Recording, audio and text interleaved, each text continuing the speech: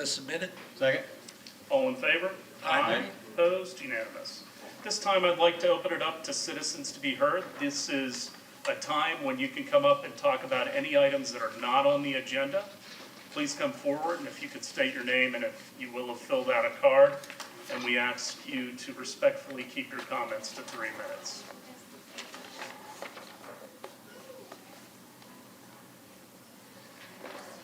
I'm not sure if I can breathe. May I take this off?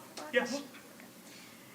Good evening. Thank you, Mayor Hibbert and City Councilman, for allowing me to come and speak briefly. My name is Talma Pilato, and I'm here as a mental health first aid instructor. I hope that you are familiar with that wonderful initiative that we have. My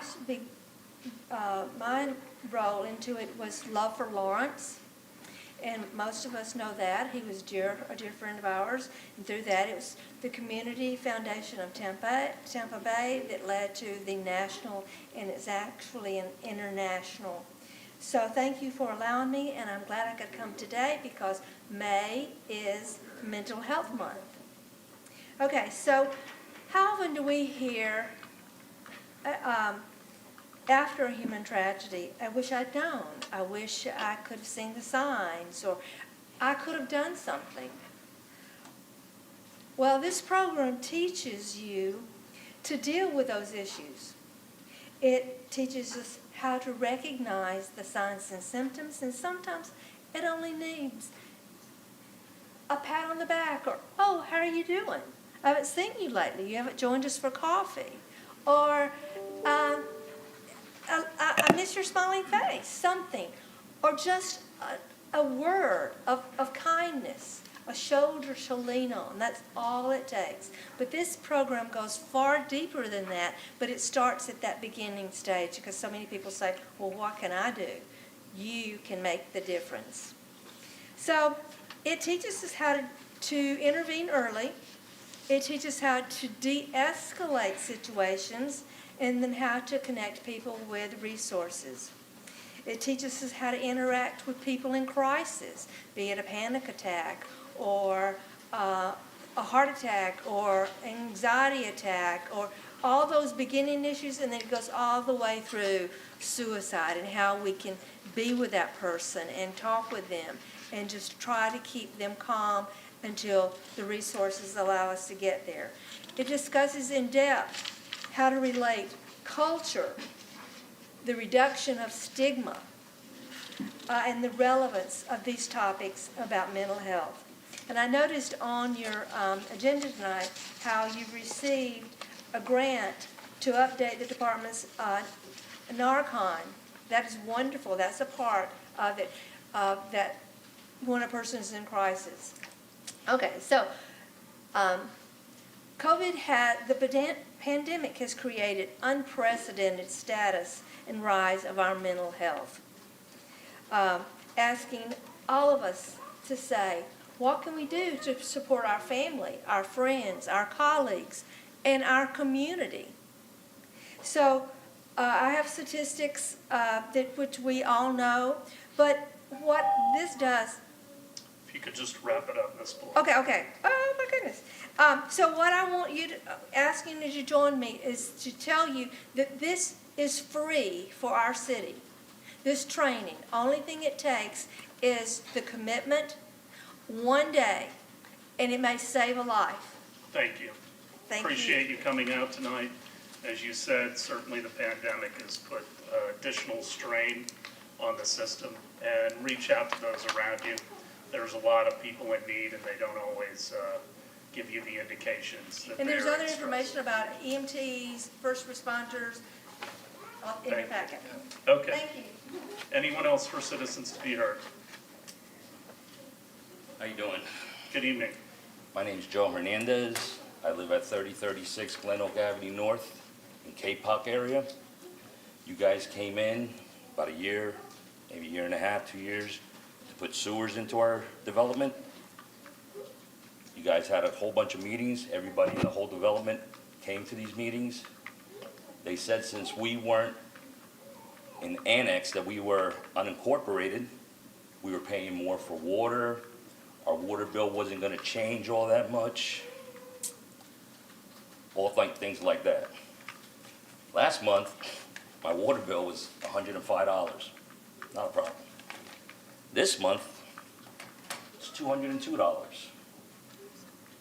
They also said to us that they would give us a meter that if we watered our lawns, that we wouldn't pay for the sewer going out. This month, for sewer, $92.63. I would have kept my septic. I would have never done it. I was paying $50 a month for water. I had no problems. I had Waste Pro. For 3 months, it was $58, twice a week pickup and recyclable. You guys are charging $35 for one time a week and every month. So it's $105 compared to $60. It's a big difference. The sewer's what's killing me. I understand. I own a crane company. I do a lot of work for the sewer plants here. It costs a little bit of money to to reclaim water, but you're also selling it, the reclaimed water. So you're making money on that, but $92 for water going out, and I paid $75, and the reason is because this is the time of the year where we want to bring our grass back. So we're watering our lawns a little bit more. I do have the nicest lawn in my neighborhood. I applied for the meter. They denied me to have a meter put in so they would know what my sprinkler system is using, and it's not going down the sewer. It's not that I can't afford it. It's a little ridiculous that you're paying more for sewer than you are for fresh water. This is my electric bill for this month. $169 for electric that powers my whole house. $202 for water. $100 of it's for sewer water. They lied to us. They really did, because they said that nothing was really going to change, and it did change big time. So I'd like for somebody to look into it, to see You have given the city clerk your information. Yes. And we will get back to you. Thank you. And if you want to, you can blame that man on the front row. He's retiring tomorrow. He's retiring tomorrow, but Just joking. tonight, call him Monday. We'll get back to you, I promise. Hello, my name is Erica Escamilla. Thank you for the opportunity. This is my first time speaking before you. I just wanted to let Mr. Herbert know that I learned from you during your campaign that one of your responsibilities is to provide us with Clearwater with clean water, and fluoride is very hazardous. So I know that recently that was put into our water system. So I just want to suggest a book that is called "The Case Against Fluoride: How Hazardous Waste Ended Up in Our Drinking Water and the Bad Science and Powerful Politics That Kept It There." So I'm going to leave this for you. If you're not going to read it, please turn it in, because I had to check it out. They wouldn't let me bring it over here. It's from the library. Okay. And something very important and dear to me is also the 5G infrastructure. A lot of people are not knowledgeable about this infrastructure and how dangerous it's to our environment, it's to our health. And like Dr. Batar expressed, not only does it weaken your immune system, but it rapes your immune system. So I really strongly suggest, if you're going to, let these things go out and be in everywhere, try to keep it away from parks, try to keep it away from residential areas, because a lot of people don't know that 5G infrastructure is actually a 60 gigahertz frequency that is really practically what you use in microwaves. And what does microwaves do? They heat. They cook you from inside out. So that's a lot of problems that are happening. And a lot of people don't know how it works and everything. And there's a book very important that says The Invisible Rainbow, A History of Electricity and Life. And it teaches you how, illness comes about through electricity and these frequencies that I really wish Mr. Horn was here to hear, because the most affected by these infrastructure are people of color, brown people like me, because we need more vitamin. We need to be out more in the sun because of our melanin. we need more vitamin D by being more out in the sun. What 5G does, it reduces your ability to absorb vitamin D. So that's why we're seeing all these deficiencies in vitamin D. And Mr. Horn, I wanted him to hear that because that's something really important. So a lot of people, your typical doctors don't know this information because they're not really taught this in medical schools, and because the pharmaceutical industry has really taken over the universities that teach medicine. So they're training doctors to treat symptoms rather than finding the root of the disease or how to cure it. So that's why I'm suggesting this literature to each one of you. I mean, I can't make you read all this information. I can only pray for you that I may spark interest in you to read all this literature so that you guys can make really informed decisions, because whatever you decide, like putting fluoride in our water or like allowing all these 5G infrastructures, affects all our citizens, all Clearwater. If So you will leave the information with the clerk, she'll get it to all of us. Just two things on that. Fluoride is not new to the water in Clearwater or to Pinellas County. It has been in for decades and decades, just so you said it was new in the water. It's been in the water for a long time.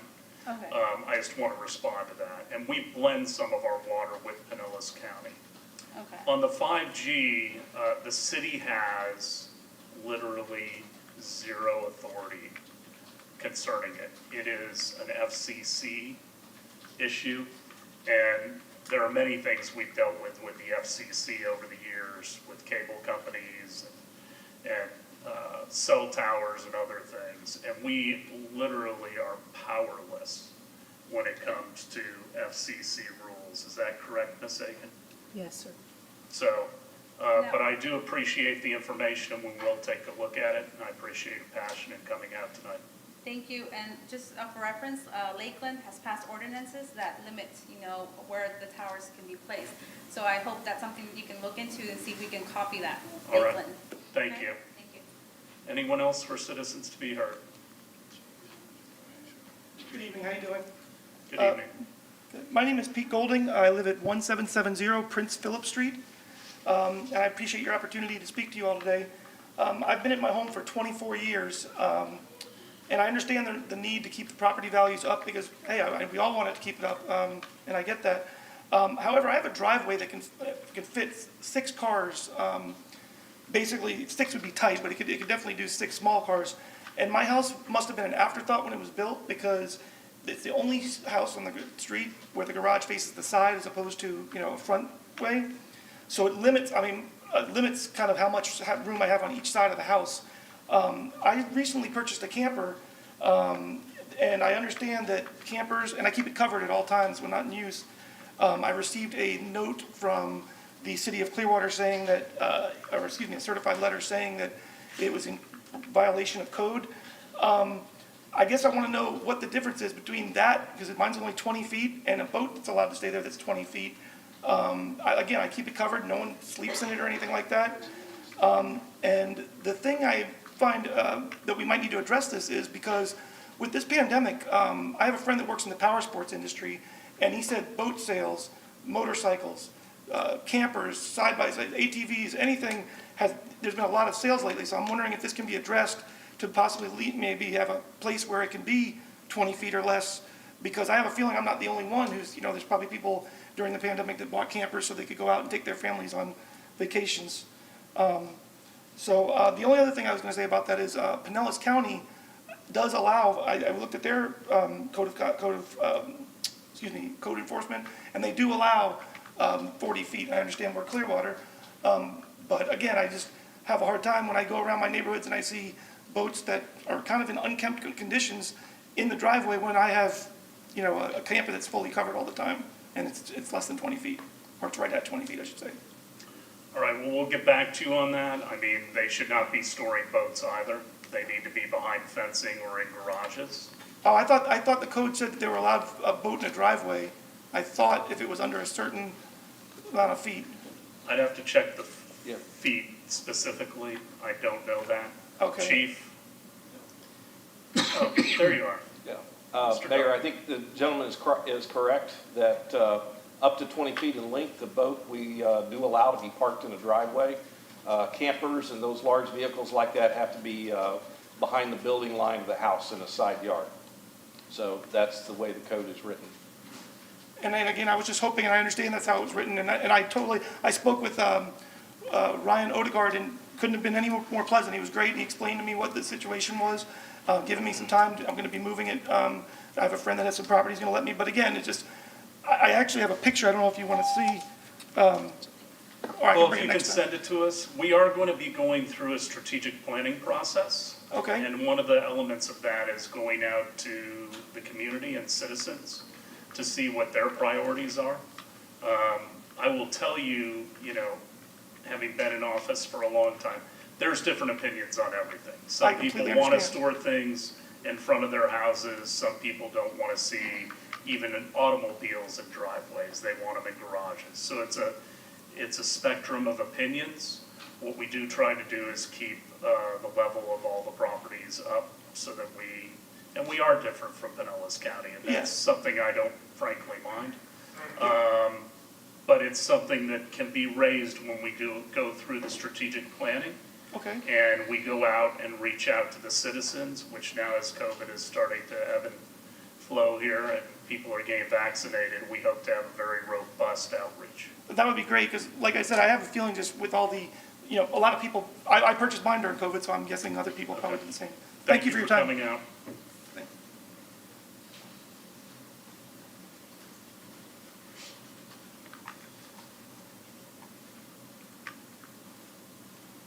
Good evening, Mayor, council members. Looks like a busy night, so I'll keep this brief. On Monday, you discussed the fireworks for the 4th of July, and I'm very glad that we're getting back to normal and having some fireworks for the 4th this year here in Clearwater and nationwide. My name is Jamie Lewis, Jamielewis, and I live on Lake Forest Road, which is one of the streets that comes off of Sharkey, directly across Old Coachman from the stadium. So I just wanted to say thank you, Mr. Mayor, for speaking to the sensitivities of the neighborhoods in the area with this event, and just kind of stress those sensitivities again. With living directly across from the stadium, we're used to the Threshers fireworks that go off on a pretty frequent basis. I may not personally be the biggest fan of them just because my dog's not a big fan of loud banging noises. But we deal with that. With these fireworks, I have this sense that it's going to be a much bigger display than those are. And I think it's only going to be temporary with the work that's going on down here in Coachman Park. But I do have some concern for the residents in those neighborhoods with some of the suspended particulate matter that comes from these fireworks being so close to neighborhoods can have a pretty big impact. Studies have shown on people who already have pre-existing respiratory disorders, COPD, asthma, pregnant women, children. And I just hope that the city, the Parks and Recreation Department, as they're planning this, can look at ways to mitigate any concerns that might be had for people who are just staying home, not voluntarily, attending a fireworks display, don't have to deal with any of that stuff floating over into the neighborhoods. So I just wanted to come in and speak to that. Thank you for having fireworks this year. I think that's awesome, and thanks for being sensitive to the people that live in the area. Thank you for your Mr. service. Lewis. Anyone else?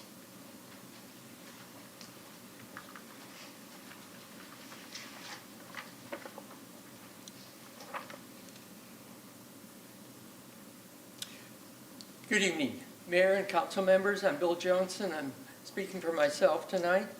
I'd like to once again compliment the council on the great package of amenities and experiences that are available in the newly opened Crest Lake Park. It's fantastic. It's great.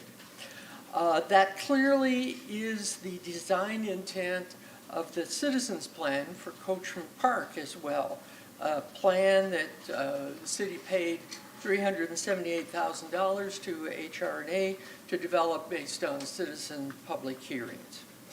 What is frustrating is that as close as you are to construction start, there is still apparently a missing part of the documentation plan, and that's for the amenity experiences in the park. Experiences that will draw folks to the active edge of the park and draw them to the active waterfront.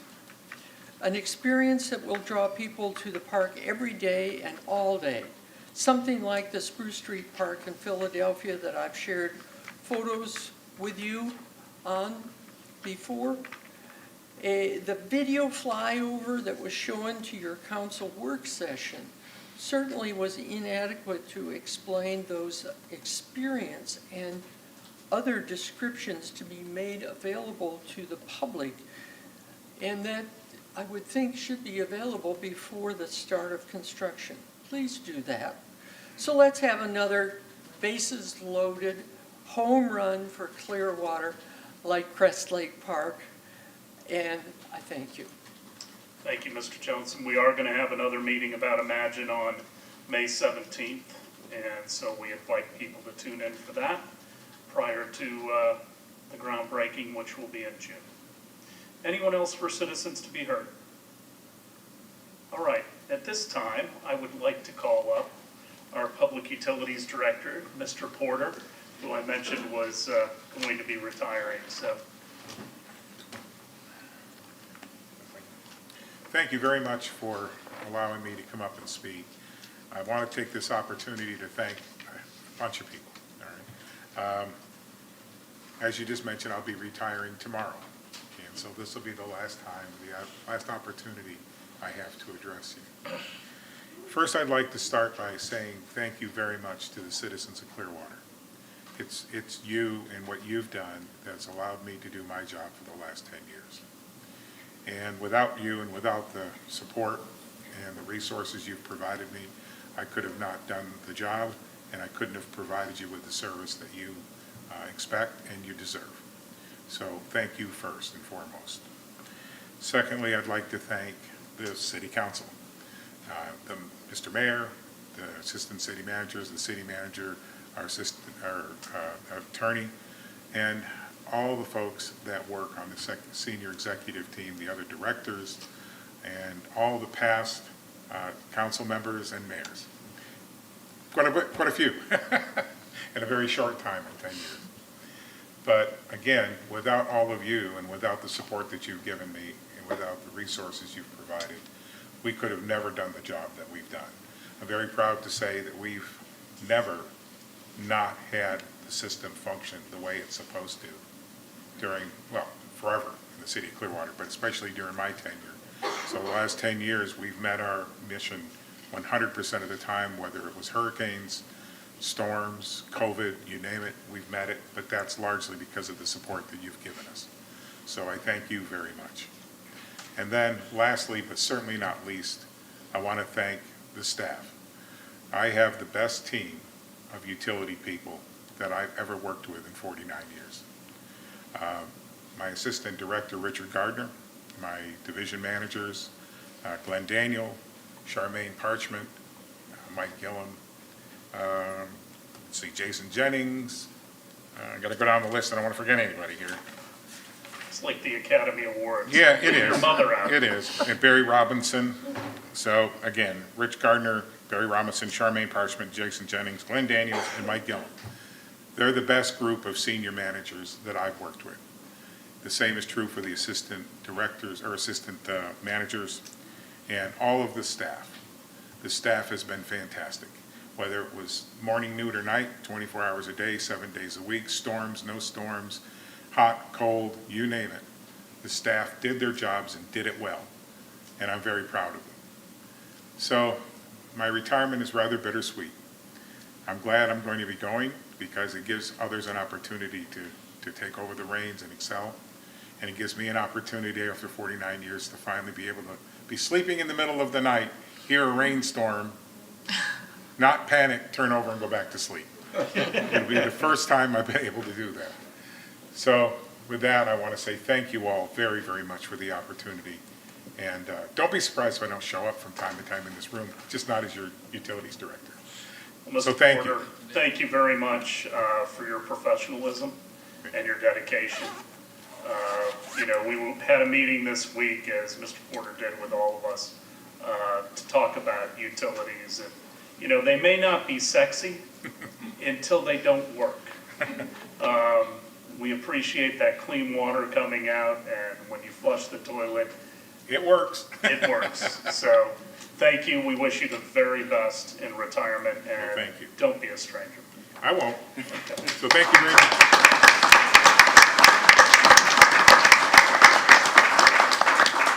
All right, I would ask if there are any items from the consent agenda, either from the council or the public, items 7.1 through 7.16, to be removed.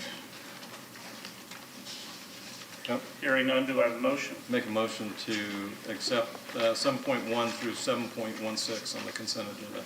Second? All in favor? Aye. Opposed? Unanimous. Item 8.1.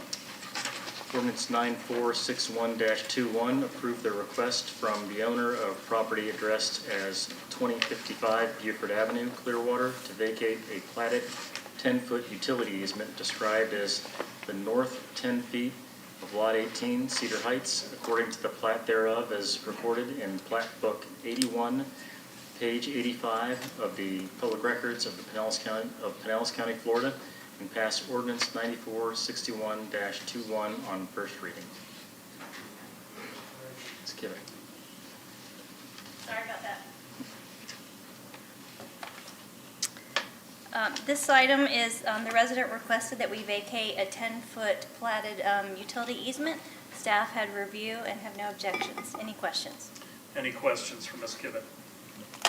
Anyone from the public to speak to item 8.1? Tara?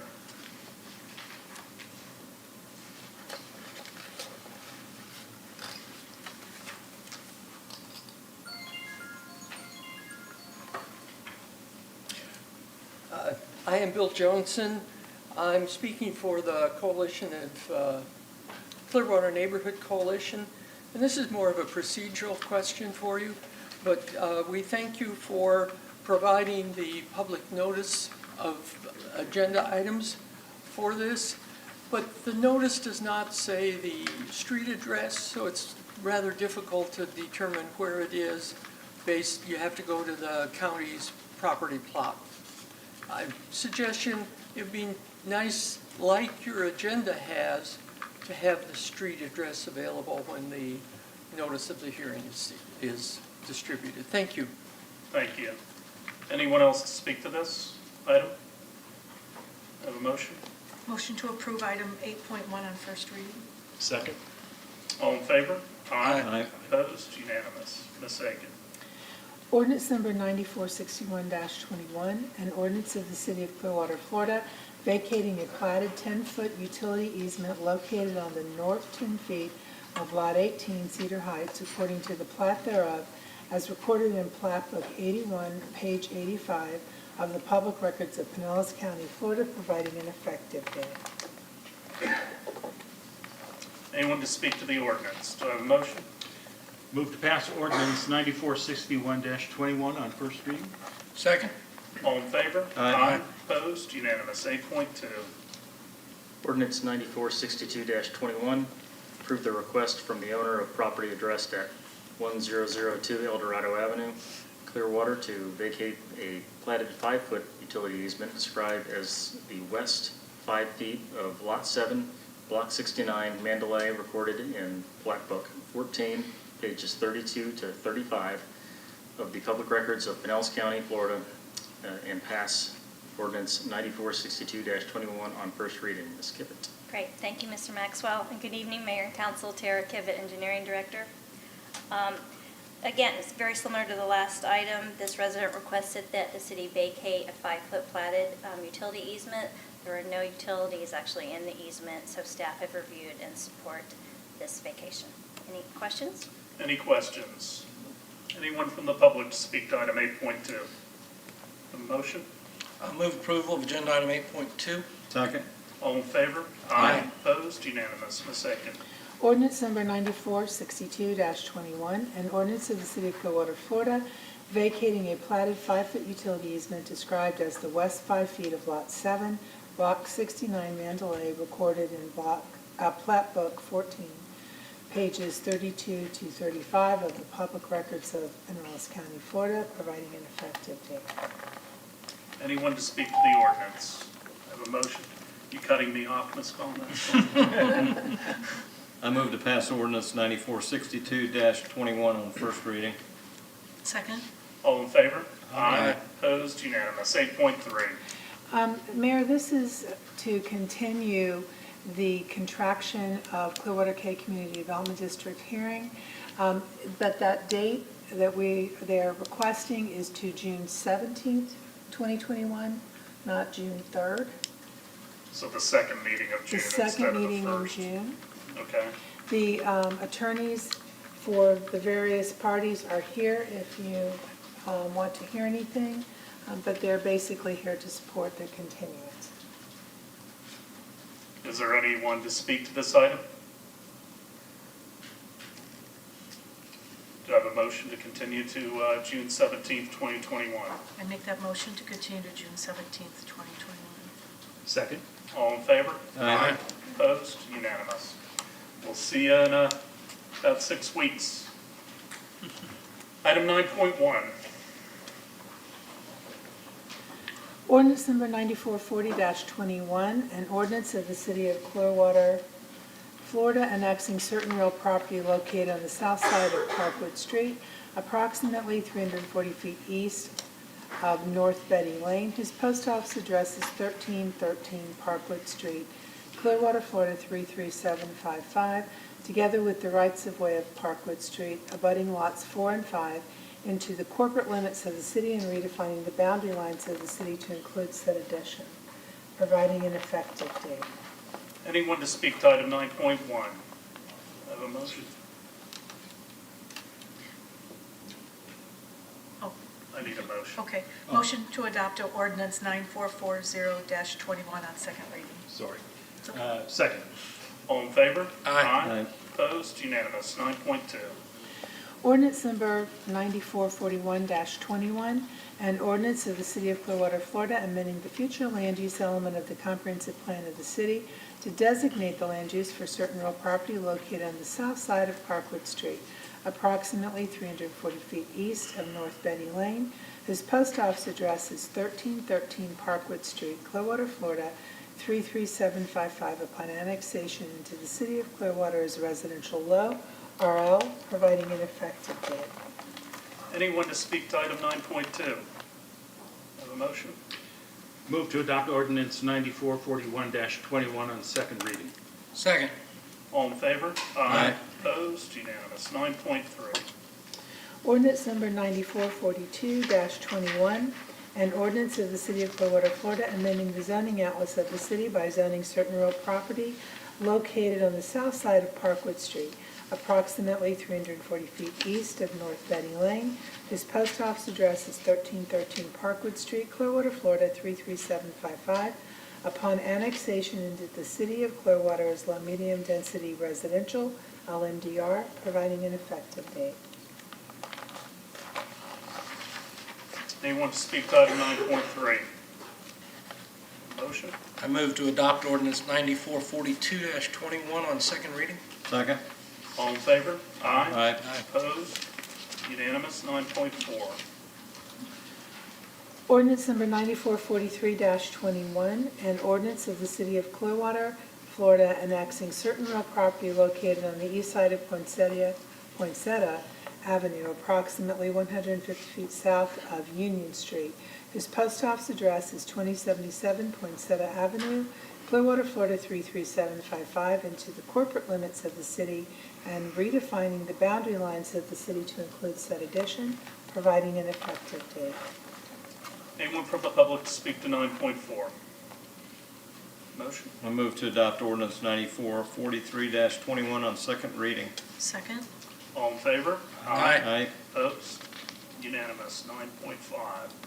Ordinance number 9444-21, an ordinance of the City of Clearwater, Florida, amending the future land use element of the comprehensive plan of the city to designate the land use for certain real property located on the east side of Poinsettia Avenue, approximately 150 feet south of Union Street.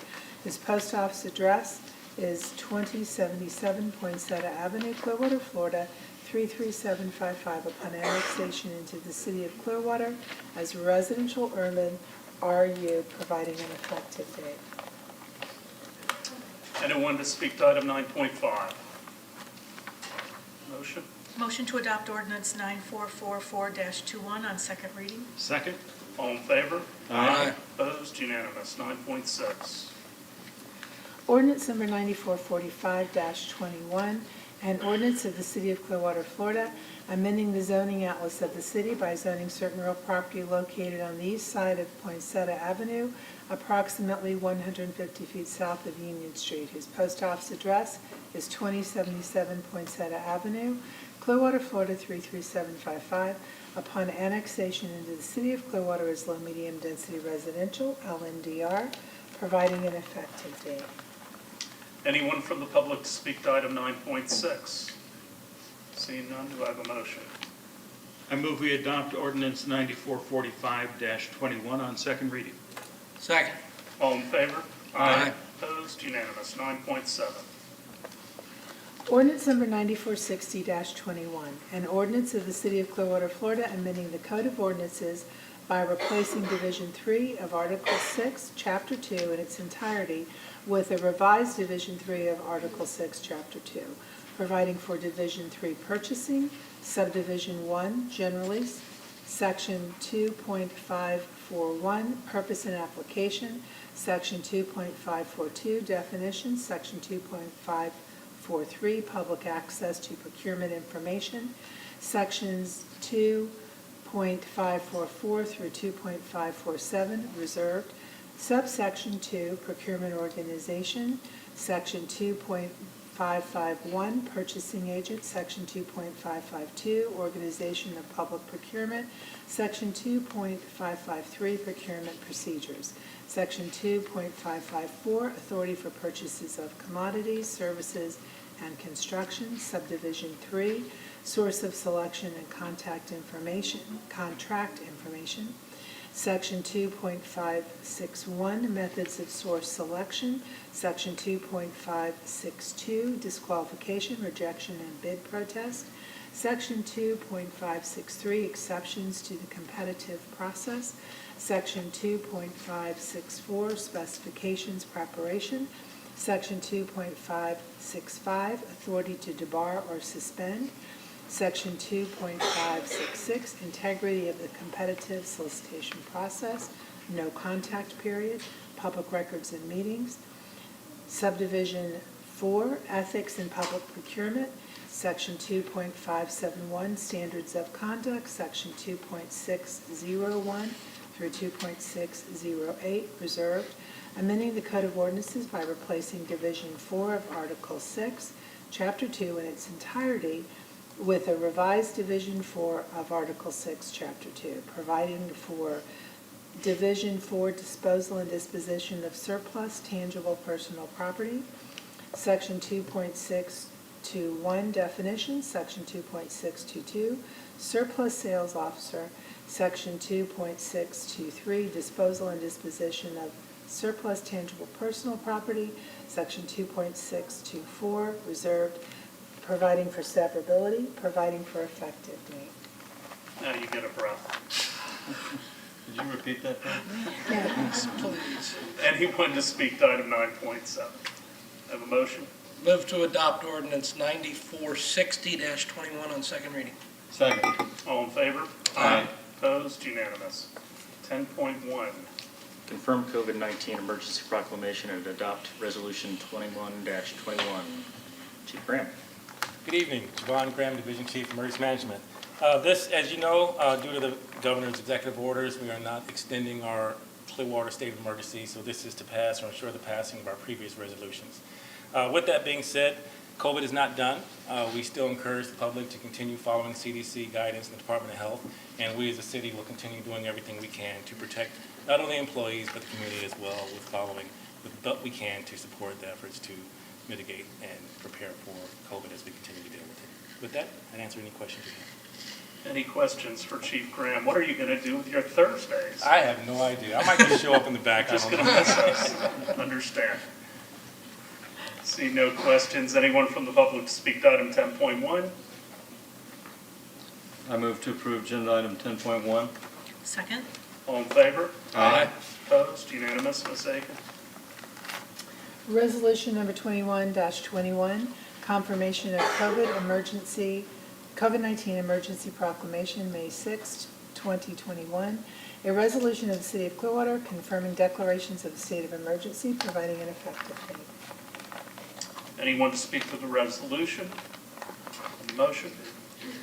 Motion to pass Resolution 21, to adopt Resolution 21-21.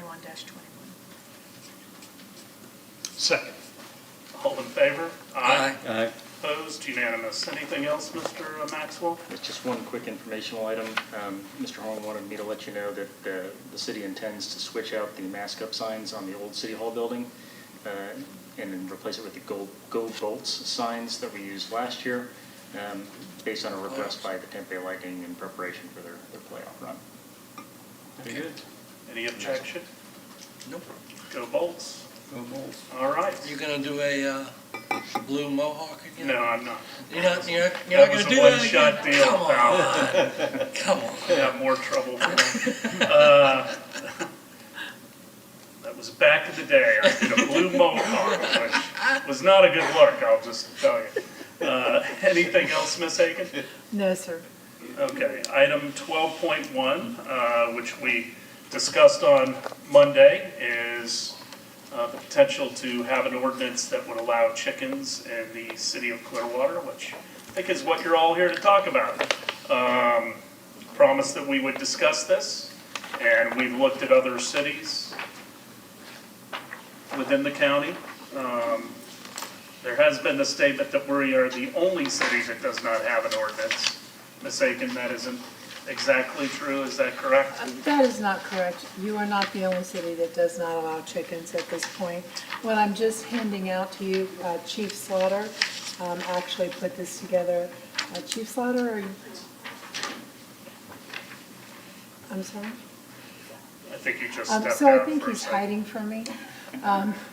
But this does have a summary of the current status of chicken ordinances, if you will. So this, I think, gives you sort of an idea of who does allow, who doesn't allow. As you can see, there's a tremendous variety. The county allows 4.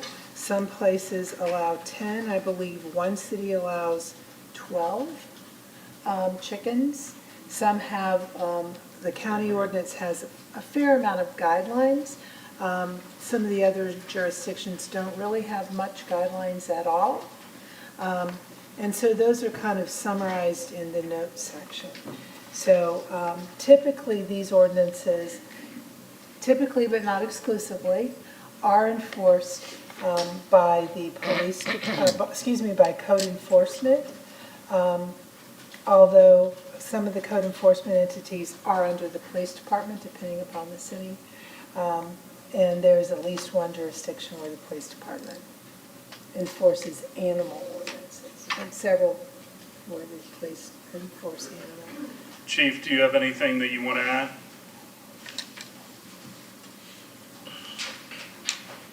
Could you talk about what happens if you go afoul of the ordinance? Well, I'm fine. Dan Slaughter, Chief of Police. I apologize, Mayor, for not being here, so I don't know what to add because I don't know what you've had an opportunity to discuss. I did provide Ms. Aiken a document that just kind of outlined, because the question that Councilmember Hamilton had was kind of how many jurisdictions do or do not allow. The larger municipalities do allow for residents to have chickens with a varying degree of numbers, all the way from 4 to, say, 12. There is 9 jurisdictions that I'm aware of. They're generally your smaller beach communities that do not permit them. There's a variety of different ordinances that I reviewed, all with very good information. If it desires the council to us to draft one to provide you some options. I did hand them out, Okay. your spreadsheet. Yeah, it's slightly, there's some additional information I'd like to get. We looked at, once the ordinance was established, that there is often a transition to a code enforcement just because of the setbacks and the coop measurements and all those kind of things that occur with regulating that. So I'm more than happy to try to answer your questions if you have them. So currently not available in Clearwater, Treasure Island, Reddington Shores, Indian Shores, Bel Air Bluffs, North Reddington Beach, Bel Air Beach, Indian Rocks Beach, St. Pete Beach, Madeira Beach, and Reddington Beach. With, So- yeah, with Reddington Beach, the ones that say NA, Reddington Beach and Indian Shores, they kind of didn't really have a clear regulation against it. It was kind of bird sanctuaries, and it was kind of really difficult to determine. So I didn't want to commit to them being one way or the other. Well, the public doesn't have the advantage of seeing this, so I just wanted to read them out. So Pinellas County allows it, St. Petersburg, Largo, Pinellas Park, Tarpon Springs, Gulfport, Kennett City, Bel Air, Dunedin, and Seminole. So any questions for the chief or for the city attorney? Tonight really is just for us to discuss the item, and I'll be right with you. To discuss the item and also for citizens to speak to it. We will make a decision whether to guide the staff to go forward and craft an ordinance. At that point, it would come back to the city council for 2 readings.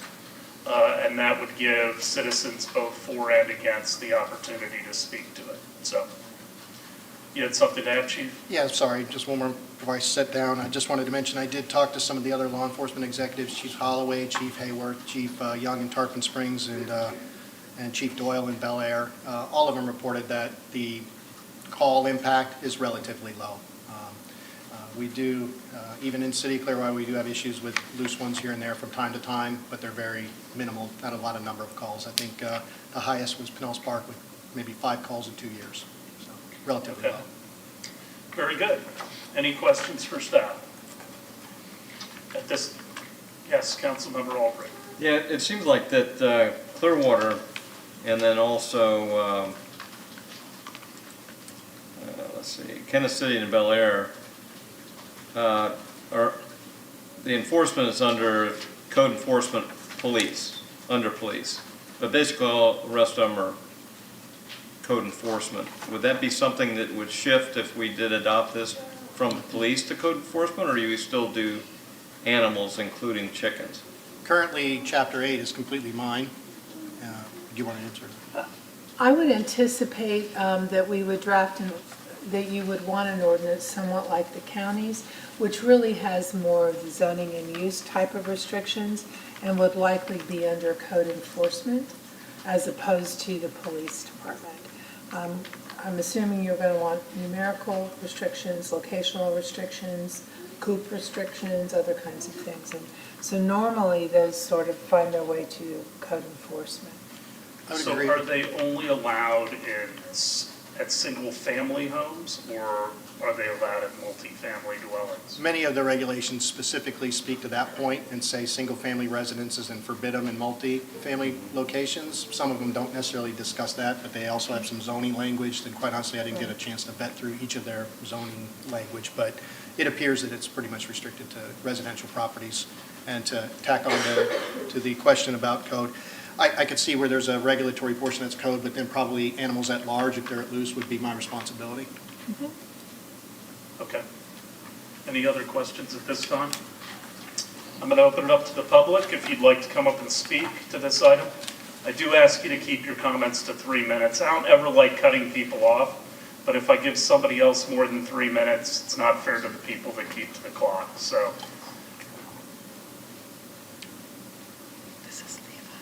Good evening, young man. Hello, my name is Levi from Largo and I have chickens. I would like to speak about how to take care of chickens. It helps you save money by, you don't have to go to the store because we haven't gone to the store in like months because we get eggs every single day. And you need a 12 by 12 cage or larger to count as free range. And you only feed them like 6 to 7 scoops. We have 5 chickens. In Largo, they only allow 3, except we just bought 5 chickens, and they will tear up your yard and other neighbors' yards. We've had to clean up other. And you want to buy like a dog kennel or a regular chicken coop because they are escape artists, and they will escape. Well, thank you for coming out tonight.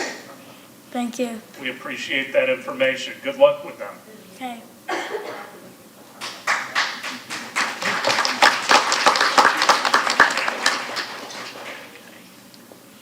that, folks. Please.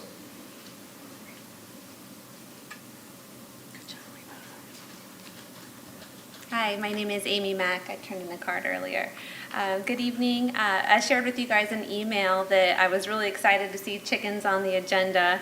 Fun topic, best one of the night. So I've been really interested in the topic. I watched your work session, so I wanted to try and put together some of the questions and the comments I heard you guys say. So I looked up, you guys have already obviously done all this as well, but I pulled all the ordinances, just all the big places I could think of, and I found exactly what you guys found, that they're most of the big cities allow for them. I found Pinellas County Unincorporated, Safety Harbor, Dunedin, Seminole, Pinellas Park, Largo, Bel Air, Gulfport, St. Petersburg, Kansas City, Tarpon Springs. I actually learned something new too, that I didn't realize that Palm Harbor was an unincorporated, so they are also on the list, following under Pinellas County Unincorporated. So it's like 19 pages of ordinances for all these places. There's a lot of people that allow it, so it's pretty cool.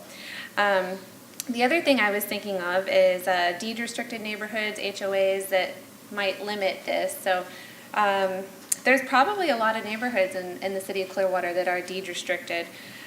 Most of us who live in non-deed restricted neighborhoods, we picked these areas specifically for that reason. We like to have a little more space. We like to live in a little less of a restrictive environment. A lot of the deed restricted neighborhoods and HOAs, they have rules outlawing this sort of thing anyway. So the population who's interested in this is probably a small portion of the city of Clearwater. We've already made the choice to live in a deed restricted area. Our neighbors have made the choices to live in a deed restricted area. So we're all there to live in a less restrictive environment as it is. So last, I wanted to touch on, I heard you guys talk about urban gardens, and gardening has always been a hobby of mine as well, and my kids like to participate in it. So when I heard you mention that, I checked out your website, and I found your sustainability website talking about urban gardens and urban farms that you guys all referred to. So from your website, I found this. Sustainable communities operate within the rules of nature using resources that can be regenerated. I read your desired response, I read your green print plan, your challenges, your possibilities, your recent successes, and it seems like the backyard chickens fit perfectly into all your plans and your goals that you list straight on your website. So backyard hens check all your boxes. And I saw there your references to your UF extension programs. For more information, we can find more data on gardening and such. And I also found that same UF IFAS extension program. They actually have a program for backyard chickens as well, if you're interested in learning more. So, thank you. Thank you for coming out.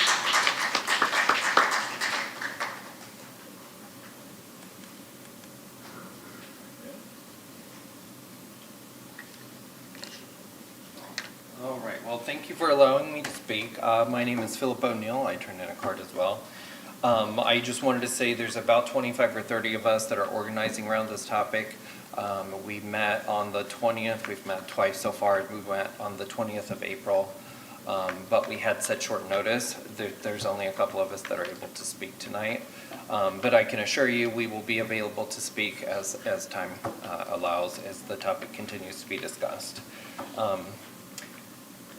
Buying local and raising your own food is a movement that is growing every day, and chickens are the mascots. According to Patricia Foreman, who wrote The 7 Myths About Urban Chickens, the trend for backyard flocks is so strong. In the last 2 years, over 500 towns and cities throughout the U.S. have allowed city folks to keep chickens. However, there has been much miscommunication and false beliefs surrounding the keeping of chickens in the backyard.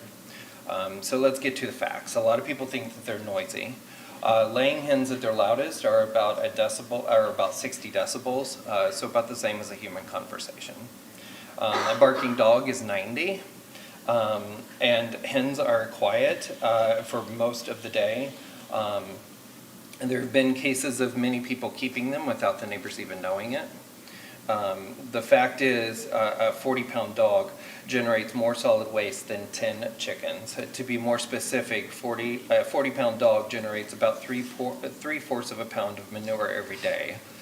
4 hens generate about a fourth of a pound a day. So if you're going to talk about how nasty or dirty they are, you need to kind of stick to the facts and think about what's actually happening. Unlike a dog or a cat manure, chicken manure can be used in compost and fertilizer, as was referenced earlier. With gardening, it's a good companion to gardening. In my opinion, if you're having issues with noise and smells, you're not really adhering to proper poultry care. If your neighbors are complaining, then you probably need to take better care of your animals. And there are different things you can do, such as using hemp bedding, which absorbs 10 times the odor of pine bedding. So there's all kinds of different ways to mitigate some of the concerns. And the other thing is that folks think that chickens attract predators. Predators and rodents are already living amongst us in the city. Fruit trees, wild bird feeders, pet food, gardens, things like this already attract these animals, and we can't really just eliminate all of these items. Again, if you are using proper poultry care standards, like using hardware cloth instead of chicken wire, you really shouldn't be experiencing these issues with predators. Not to mention that chickens kind of take care of some of these things. They eat small rodents, mosquitoes, all types of insects, and basically anything that moves. Thank you for coming out tonight. All right, you're welcome.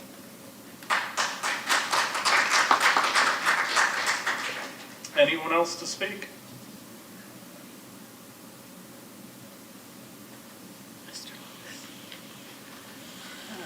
Good evening, Mayor, council members.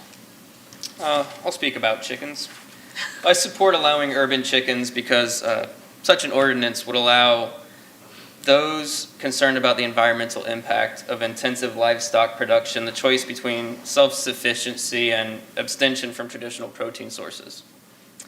The environmental impact of poultry and eggs production per capita is not nearly as bad as beef, but it is about 404 pounds of CO2, 1,690 square feet of habitat, 15,500 gallons of water, and 117 pounds of manure annually. Now, this is a result of the fossil fuels burnt and water used in raising and processing nearly 1 billion chickens in the United States.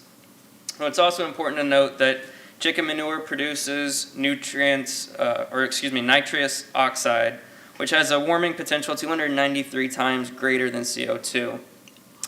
It also has 2 to 4 times more nutrient dense than other manures, which makes it a great fertilizer for your gardens, but also for harmful algae blooms in our waterways. The industrial poultry produces more manure than can be used in agriculture and is contaminated with heavy metals, pathogens, antibiotics, etc.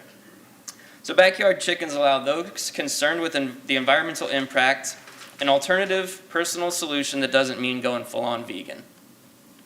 Of course, there are plenty of residents who will not be so supportive of urban chickens, and that's fine, because you can craft an ordinance that takes their interest into account, as well as the health of our watershed.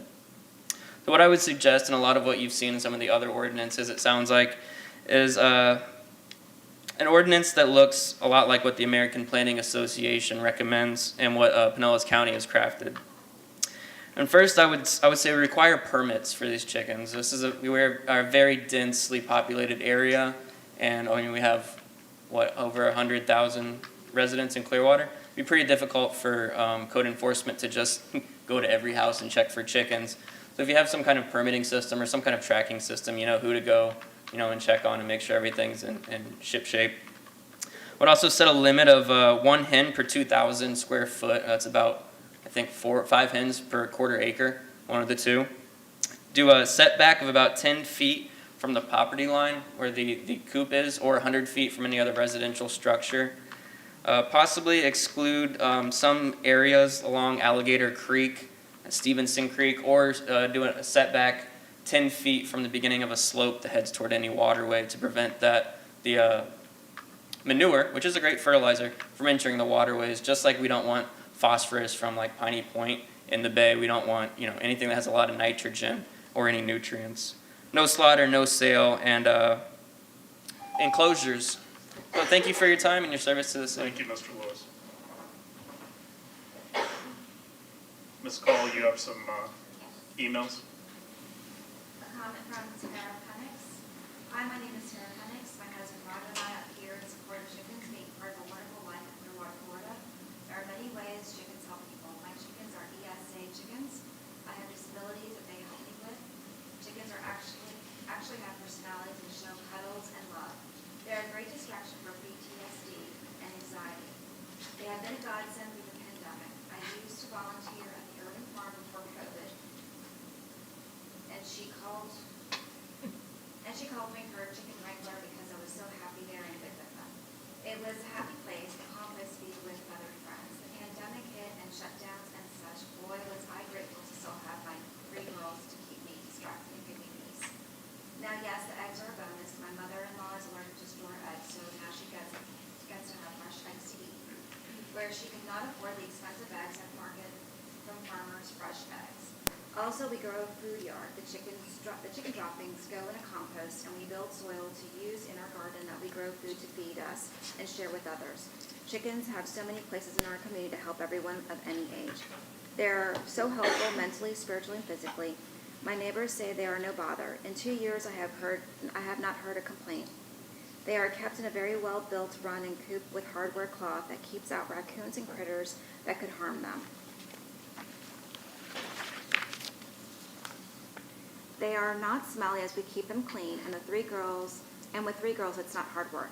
They are quieter than all the neighborhood dogs that bark at sirens, cats, squirrels, people walking by. Heck, they bark at the air half the time. Stray cats are roaming the neighborhood all hours of the day and night, peeing and pooing in people's yards. Chickens are in the chicken runs, kept safe and no bother to neighbors in that aspect. Sure, they sing the occasional egg song when happy about laying an egg. For the most part, they are pretty quiet. No roosters, oh my, they never hush up. Ha. So in ending, I really do hope you see how many ways chickens are a great part of our life.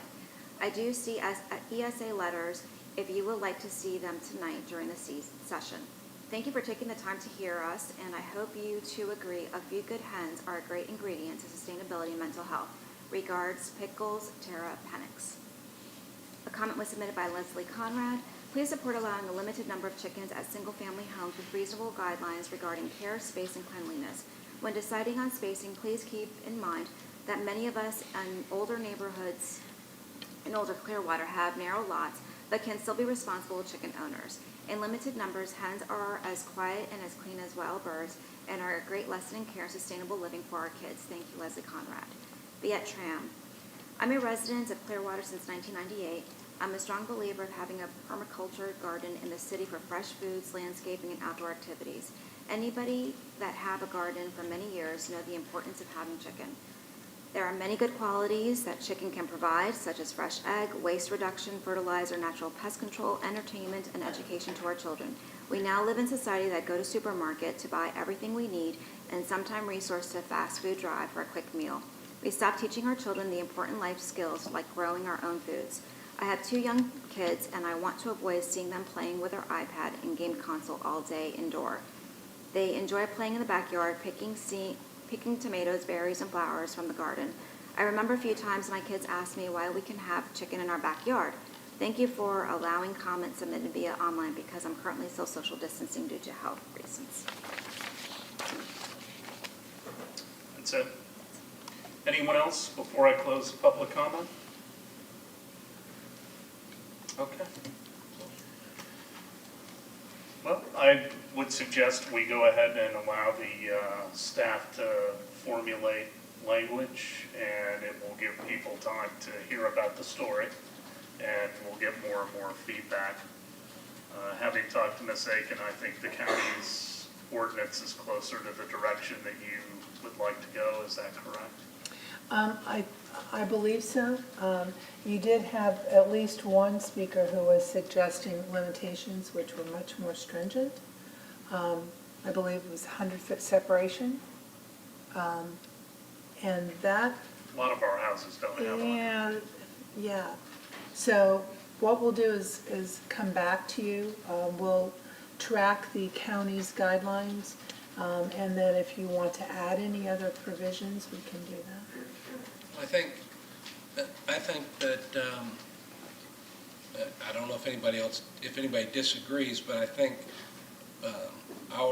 whatever we craft should definitely be for single-family homes only, not for apartments, not for condos, duplexes, triplexes.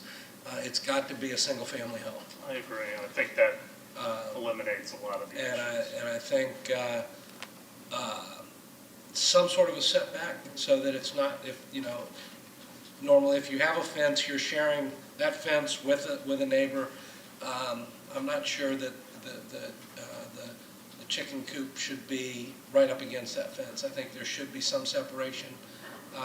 I'm open to discussion or recommendations on how much, something of that nature, but I think we should address that to some degree. Other comments or questions? No, I'm good. It was good information tonight. Clear, Ms. Aiken? Yes, sir. All right, well, we'll look forward to talking about this in the future. Roughly how long do you think it'll take to craft an I'd like you to ordinance? give me a little bit of time on this one. I'm going to assign this to our newest attorney, who is the person who does code enforcement. So I would like Mayor, perhaps 2 or 3 meetings. one other question. It was mentioned that a neighborhood with an HOA would have the ability. How difficult is it to, if your HOA deed restrictions presently might not address this particular item, how difficult is it for an HOA to typically change their, if they want to implement, no, we're not going to allow it by the deed restrictions, how difficult is it for them to implement something of that nature? Not doing HOAs, I really can't answer that question for you. Okay. So I don't know how difficult it would be for them to change But we the will, regulations. I think we should allow, if an HOA goes, HOA decides they don't want to allow them, I think our ordinance should allow for that to happen. I don't know if anybody Does it disagrees allow with for that. an HOA? I understand with the deed restrictions, but a lot of our neighborhoods don't have them, and many of them Many that do used to not. have them, they've run They their have course, lapsed. which is 30 years, correct? I believe that is correct. I mean, for instance, my neighborhood is, 108 years old. We don't have any restrictions within the neighborhood. And would we allow an HOA to supersede our code? HOA, assuming they have the authority to do that, HOAs, if they're more restrictive, do sometimes supersede our code. Now, the other option that we have in some neighborhoods, like Councilman Hamilton's, is we have the overlay district. So that may also be a possibility if the neighborhood wants to prohibit them. That's only Coachman Ridge and Island Estates. I believe there's 2, yes. The two. So that's, I'd like clarification on the HOA having that ability. I did not think that was possible. HOA regulations, we don't enforce them, but if an HOA prohibits things that we do not, they can enforce those prohibitions. And I'm fairly confident with that.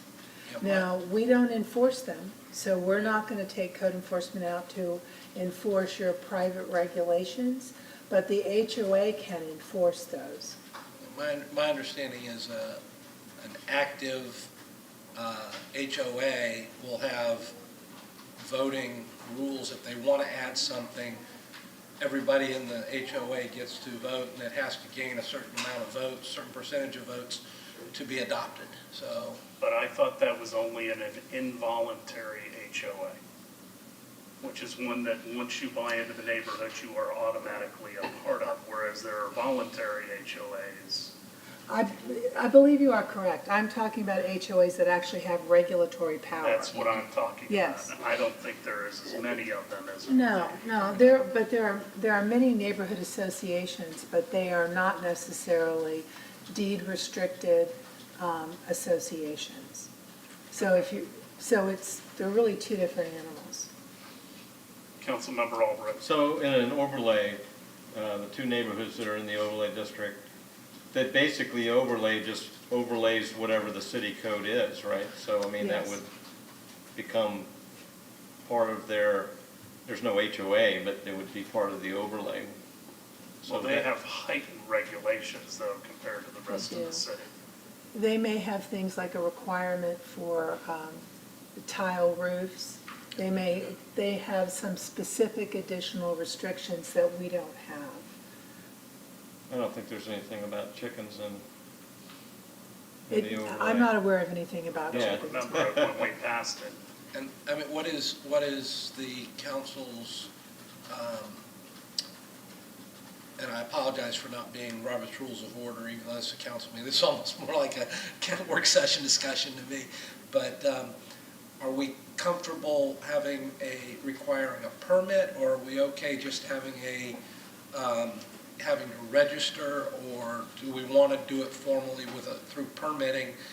I do believe permitting is probably, even though it requires an extra step by the homeowner, I think it's a much easier way to have that list to know who has them, who doesn't, and for an enforcement or for any necessary enforcement. This has kind of been on the run. This was done quickly. Maybe you could give us an update on those things at the next work session so we could give some direction. Yeah, I don't think, I do not recall that any of the current ordinances require registration or permitting, which I don't think is any different than a registration. Well, it's an additional layer of bureaucracy and cost. Yeah. That's my only concern. Well, maybe we can bring that back to the next work session. And specifically, what do you want? I'd like to know if you don't think there's any other cities that have That asked for require permitting.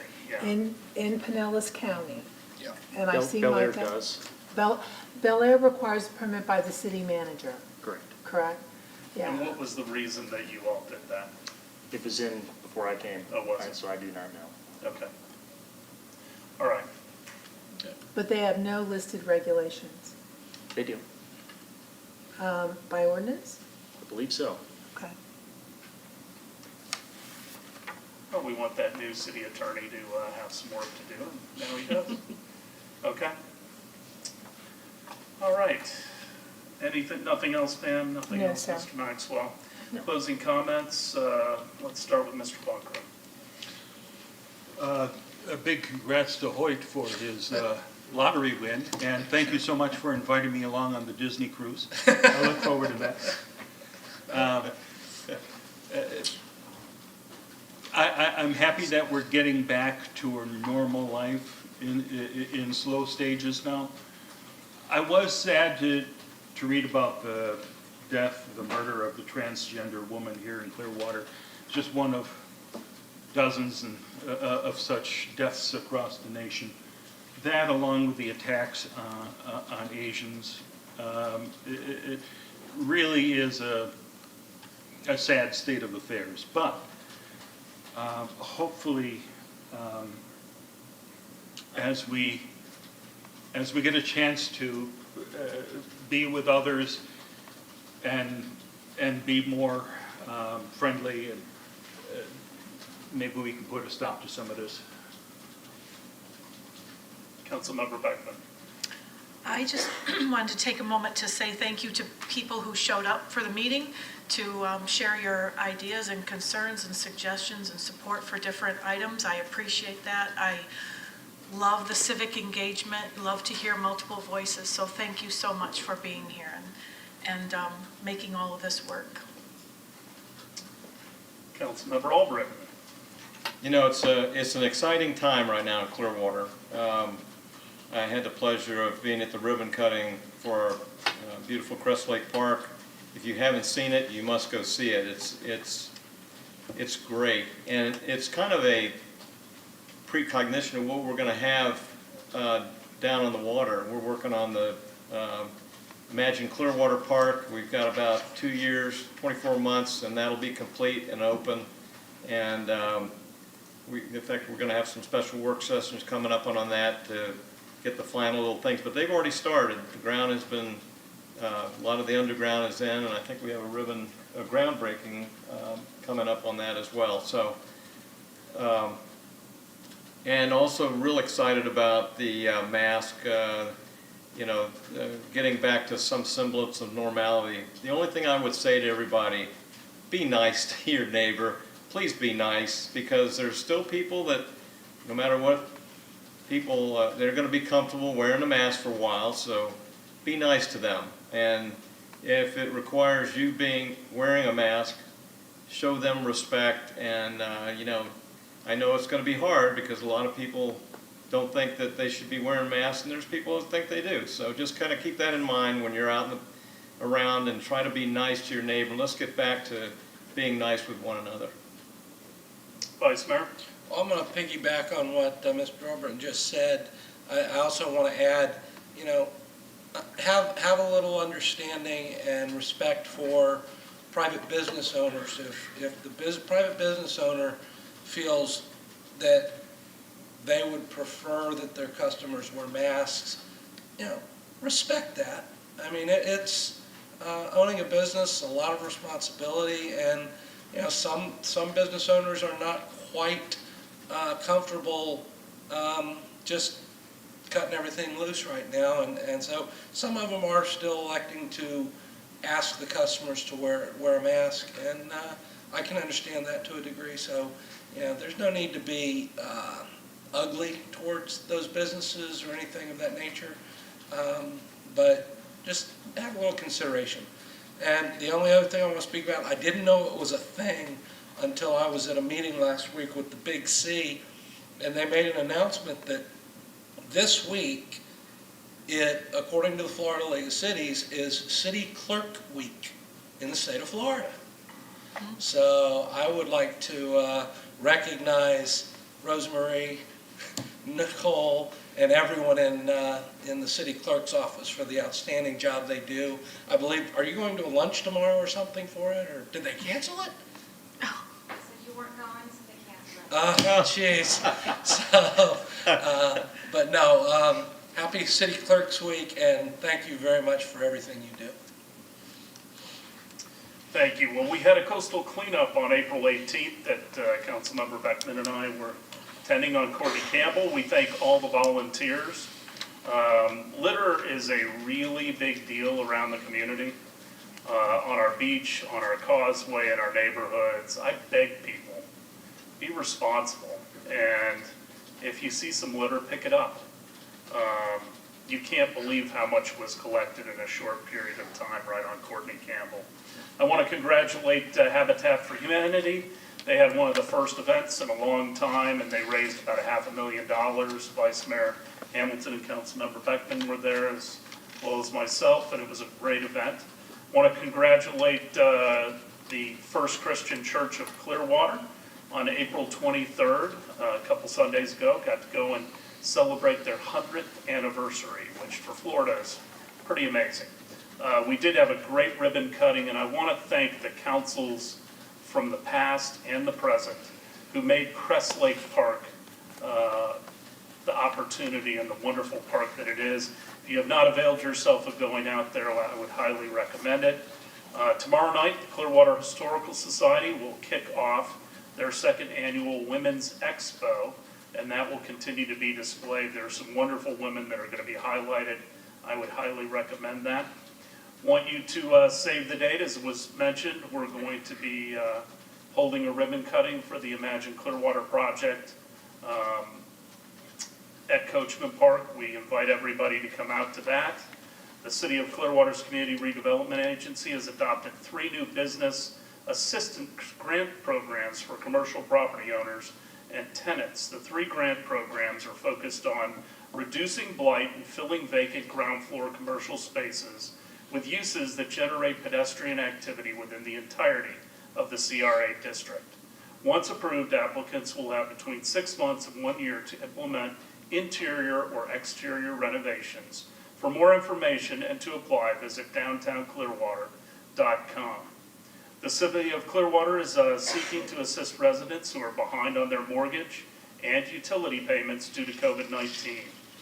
Through a partnership with Suncoast Housing Connection, the City of Clearwater will begin accepting applications for emergency mortgage assistance program. To apply for assistance, visit myclearwater.com/mortgage assistance or visit suncoasthousingconnections.org. Market Marie debut. This is a new downtown market that's going to start this Saturday, May 8th, 10 a.m. to 4 p.m. The market will be located at 710 Court Street and feature a variety of local vendors. That's at the corner of Myrtle and Court Street. The 40th annual FOP Clearwater Police Officers Memorial Service will be conducted at 10 a.m. on Friday the 14th at Station Square Park. Clearwater Police Department, the FOP, will pay tribute to the agency's 4 fallen officers as well as other law enforcement officers who have died across the state in the last year. We will have special meetings for Imagine Clearwater on May 17th at 2 p.m. and we will start our strategic planning process on May 25th at 1 p.m. I mentioned that earlier, and we're going to have a lot of citizen participation in that. There are still openings for campers at the Countryside Recreation Center. Camps run from June 14th through August 6th. Visit myclearwaterparks.com/summer camps for more information. And the City of Clearwater is looking for outgoing, enthusiastic, creative, and responsible people to become camp counselors at the city's summer camps. To apply, inquire at or call the Recreation Center of your choice. That's all the announcements. Hope I didn't bore you. Thank you all for coming out tonight and tuning in. Vice Mayor? One other thing I wanted to say, because it's a month later starting than it normally does, but the Clearwater Threshers minor league baseball season has begun. It's a great family opportunity, very affordable, and it's a great way to spend an evening. So check the Thresher schedule and go catch a game. And with that, we are adjourned. God bless.